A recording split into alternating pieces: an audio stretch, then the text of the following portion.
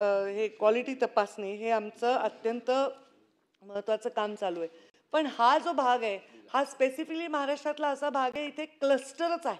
म्हणजे कोळशाच्या खाणीपासून ते औष्णिक उद्योग केंद्रापर्यंत इथे अशा प्रकारचे स्टीलचे असे उद्योग असल्यामुळे साहजिकच आहे, क्लस्टर आहे, हे प्रदूषणाकडे नेणारं क्लस्टर आहे आणि इथे जास्त डोळ्यात तेल घालून लक्ष ठेवण्याची गरज आहे. नक्कीच याच्याकडे वेगळं क्लस्टर त्या प्रदूषणमुक्त करण्याच्या संदर्भामध्ये महत्त्वाची पावलं घेण्यासाठी आम्ही सकारात्मक आहोत. असा एखादा वेगळा प्लॅन करण्याची आमची नक्कीच मानसिकता आहे. झाल्यावर सभागृहाला अवगत करून देता येईल. पण आत्ता तरी आम्ही मॉनिटरिंग एजन्सी म्हणून अगदी चोख काम करण्याचा प्रयत्न करत आहोत.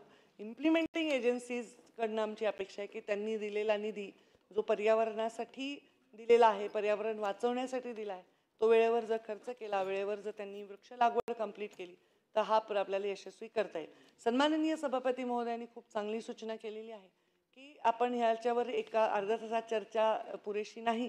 सर्व अर्थाने पूर्ण राज्याच्या प्रदूषणावर आपण चर्चा करावी. तर अत्यंत चांगली सूचना आहे. आम्ही पण त्याच्यासाठी तिसरी चर्चा आपली झालेली आहे. मी इथे नोंद करू इच्छिते की चौथी अर्धा तास चर्चा सन्माननीय सदस्य ॲडव्होकेट अनिल परब, सचिन अहिर, सुनील शिंदे यांची होती. आणि आपण सभागृहामध्ये असं नाही चालणार. नाही नाही बरोबर आहे, पण त्यांची प्रताप सरनाईक अशी खास चर्चा आहे ना ती, त्याच्यामुळे तुम्ही त्यावेळेला सहभागी होऊ शकता.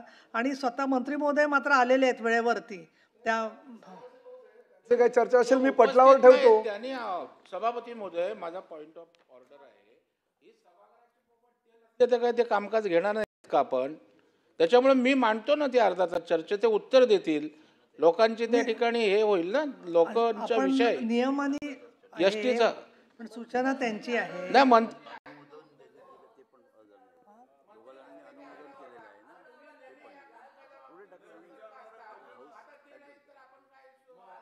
नाही नाही मी पुढे ढकलते.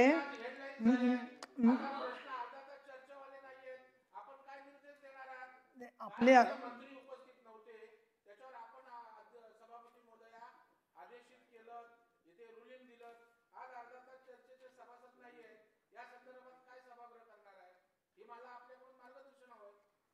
एक तर पहिली गोष्ट म्हणजे सन्माननीय मंत्री महोदय माणिकराव कोकाटे आणि सन्माननीय मंत्री महोदय प्रकाश आंबेडकर सभागृहात उपस्थित होते.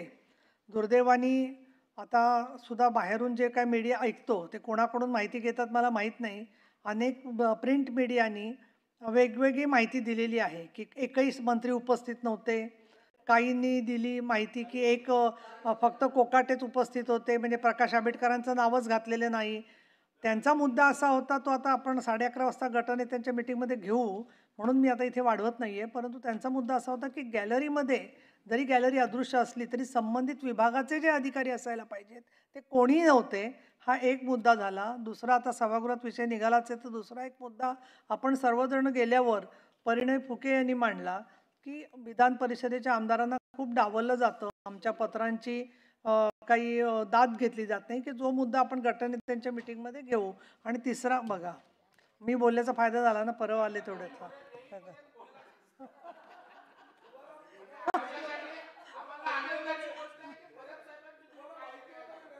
काळजी म्हणजे मला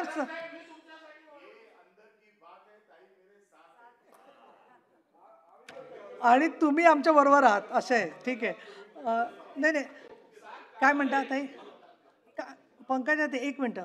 आणि तिसरा मुद्दा होता कालचा की निधीच्या संदर्भामध्ये. तर आता मी तालिका सभापती, तुम्ही या इकडे, ही चर्चा सुरू करू. 11ची वेळ आपली होती, 11पर्यंत संपवायची, ती मी वाढवते. तुमची चर्चेच्यासाठी अर्धा तास वेळ वाढवते आणि त्याच्यामध्ये तुम्ही सुरुवात करा. आणि प्रताप सरनाईक स्वतः 10 वाजल्यापासून येऊन बसलेले आहेत बैठकीमध्ये, हे पण मी नोंद करते. दुसरं, काल जे काही घडलं त्याच्या काही बातम्या आलेल्या आहेत, तर त्याच्या संदर्भामध्ये गटनेत्यांच्या मीटिंगमध्ये आपण बोलू. पण तुम्ही गटनेते आहात स्वतः इकडे, म्हणजे त्याच्यामुळे तुम्ही स्पष्टीकरण मीडियाकडे देऊ शकता काय झालं काय नाही. आणि खरोखर काय झालं, दरेकर गेले, चित्रा वाघ गेले सभागृहातून, प्रसाद लाड गेले आणि त्याच्यानंतर एकटे परिणय फुके एकटे पडले. त्यामुळे त्यांना दुजाभाव झाल्याची भावना झाली आणि ते अचानक स्फोट झाला त्यांच्या भावनांचा.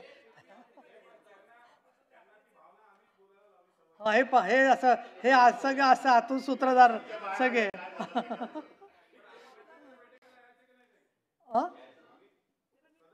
सदस्यांनी गटनेत्यांच्या मिटिंगला या तुम्ही 11:30 वाजता, म्हणून 11:30 पर्यंत वेळ वाढवलेली आहे, पण 11 वाजता आपली एक दुसरी मिटिंग आहे, त्यामुळे तुम्ही ताबडतोब खाली यायला लागेल तुम्हाला. परब साहेब सुरू करा, फक्त वेळेची मर्यादा सगळ्यांनी पाळा या विषयामध्ये. या ना, या. सभापती महोदय, महाराष्ट्राची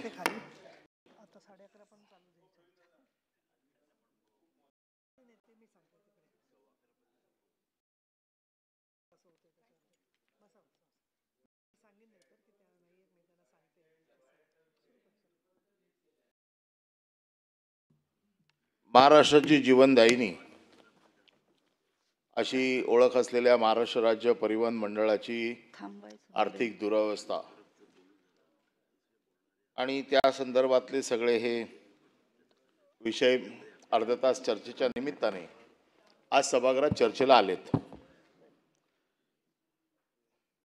ही दुरावस्था जी काही झाली आहे याला मी कुठल्याही मंत्र्याला किंवा वरिष्ठ जे आहेत त्यांना दोष देत नाही.